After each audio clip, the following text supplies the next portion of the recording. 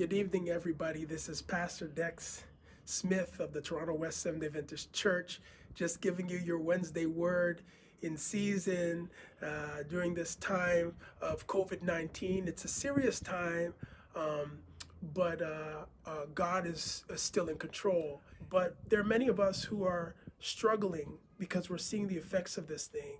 And we're living in a state of fear. I want to encourage you that fear cannot do anything good for us, but it can bring more damage. The appearance of fear is not the issue, though. In fact, fear is not a sin, it's an emotion. But fear can lead to sin. And it's the pervasion of sin when fear takes over our lives, when we live in a perpetual state of unrest. Now that's the problem. When fear keeps me from walking across the street because it's busy, that's a good thing. When it keeps me from running into a burning building, now that's a good, healthy tool.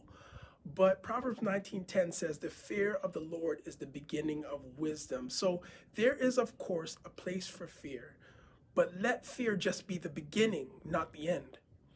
When you allow yourself to stay in a perpetual position of fear, it turns you into a control freak. And I know a lot of us are spending a lot more time at home. So I want to say, while you're spending more time inside, don't become a control freak.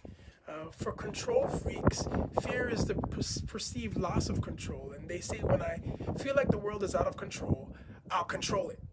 I'll control others. I'll control something. And that leads to nothing more than anxiety.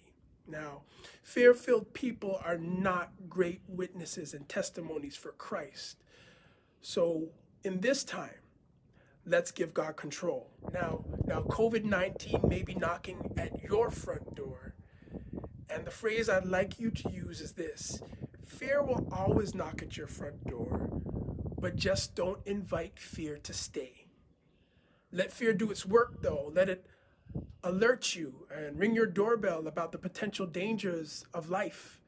Let it alert you like a doorbell and tell you how to maybe manage your health better, or maybe how to manage your finance better, or your relationship with God, or maybe let it alarm you about how you need to treat maybe your friends or relationships with people that you have.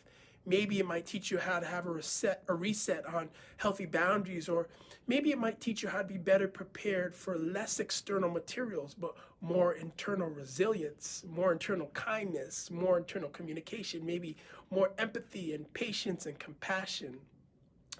And then, my friends, step into the state of faith rather than fear.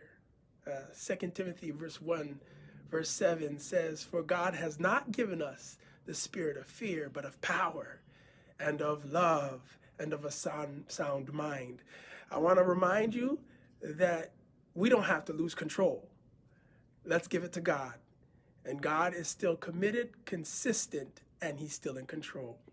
I thought about Jesus as we're thinking about prayer on a Wednesday in the Garden of Gethsemane. When Jesus was afraid, he himself, it struck me that he was faced by his own fear.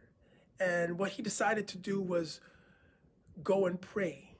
And I can see the picture of a healthy church. And when they think about fear, they come together to pray. This is the modern day church version of Gethsemane. A healthy church is a place where I can go and cry out in fear. It's a place where I can find community and people, my own Peter, James, and John, to whom I can be honest and say, please pray for me about this fear. This community, or our church, is a place where fear can die. And so I invite you to pray more.